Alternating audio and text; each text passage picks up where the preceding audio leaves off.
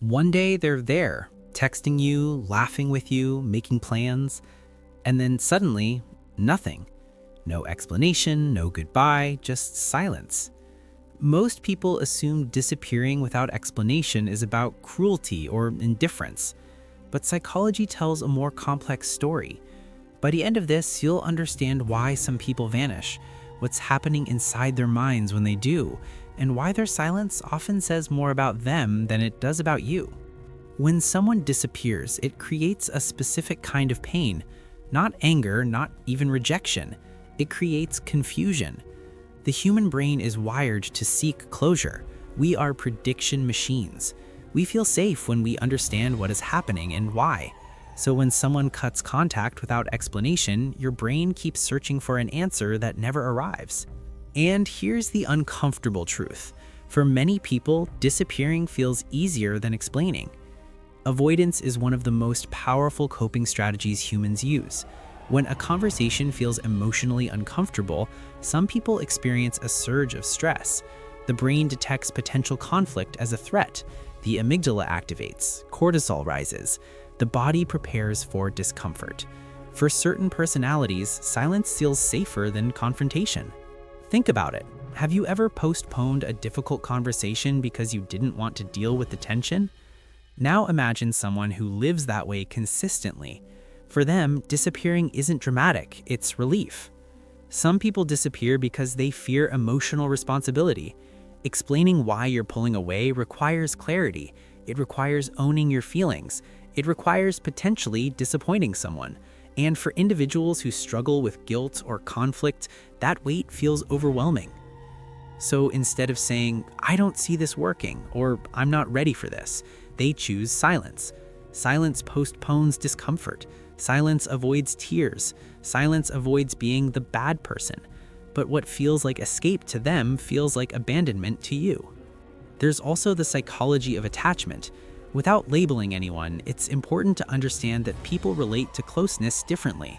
Some feel safe in deep connection. Others feel trapped by it.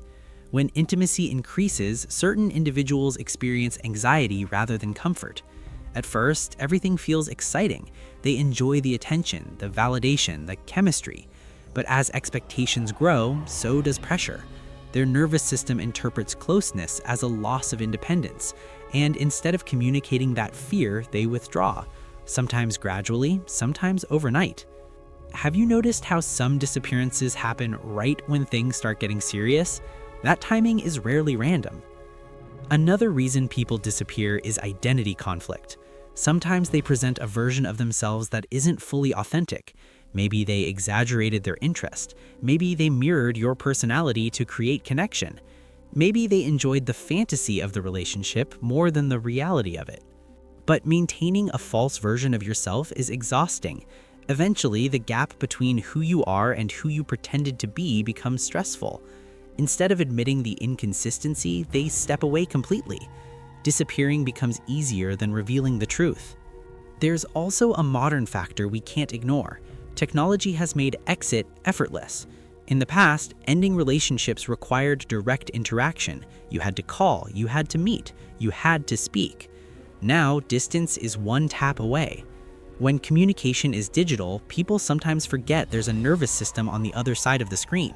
They underestimate the psychological impact of silence. Blocking or ignoring feels small in the moment, but for the person left behind, it creates looping thoughts that can last for weeks. Let me ask you something. When someone disappears from your life, what story does your mind create? Most people turn inward. I wasn't enough. I said something wrong. I should have seen this coming. This is how the brain tries to regain control. If it was your fault, then you can fix it next time. That feels safer than accepting that someone else lacked the capacity to communicate. But here's the surprising insight. Disappearing is often less about rejection and more about emotional limitation. Some individuals simply do not have the skills to navigate uncomfortable endings. They were never taught how to articulate feelings clearly. They avoid difficult conversations in every area of life, not just relationships. Work conflicts, family tension, friend misunderstandings. The pattern repeats. It's not maturity, it's not strength. It's avoidance disguised as self-protection. There's also shame. If someone realizes they led you on or changed their mind, they may feel embarrassed. Shame triggers withdrawal. The brain's instinct under shame is to hide, to reduce exposure, to disappear from the situation entirely. And ironically, the more kind and understanding you were, the harder it may feel for them to explain, because now they must face the discomfort of hurting someone who treated them well. In some cases, people disappear because they were never as invested as you thought. That's painful, but it's real. Not everyone communicates their level of interest honestly. Some enjoy attention, some enjoy companionship, some enjoy distraction. But when something more compelling appears, they shift focus. For them, it feels like moving on. For you, it feels like being erased. But here's another layer people rarely talk about. Sometimes disappearing is not about the other person at all. It's about overwhelm, life stress, financial pressure, family problems, internal struggles they don't know how to explain. When someone feels like they're barely holding themselves together, they may withdraw from everything, including you. Have you ever pulled away from people when you were overwhelmed? Not because you didn't care, but because you didn't have the energy to engage? Now imagine someone doing that without communicating it. Of course, none of this removes the impact. Silence still hurts. Unanswered questions still linger. The brain still craves closure. And that's where your power comes back in. Closure does not always come from the person who left. Sometimes it comes from understanding the psychology behind their behavior. When you recognize that disappearing often reflects avoidance, fear, shame, or limitation, you stop internalizing it as proof of your inadequacy. There's an important distinction here. Healthy adults communicate. They express uncertainty. They end things respectfully, even when it's uncomfortable. When someone cannot do that, it reveals their developmental ceiling in that moment.